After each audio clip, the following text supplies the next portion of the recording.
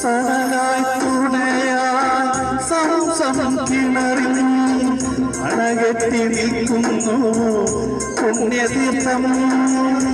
തണലായി തുണയായി സംസം കിണറിൽ നിന്നും അണകെട്ടി നിൽക്കുന്നു പുണ്യതീർത്ഥം.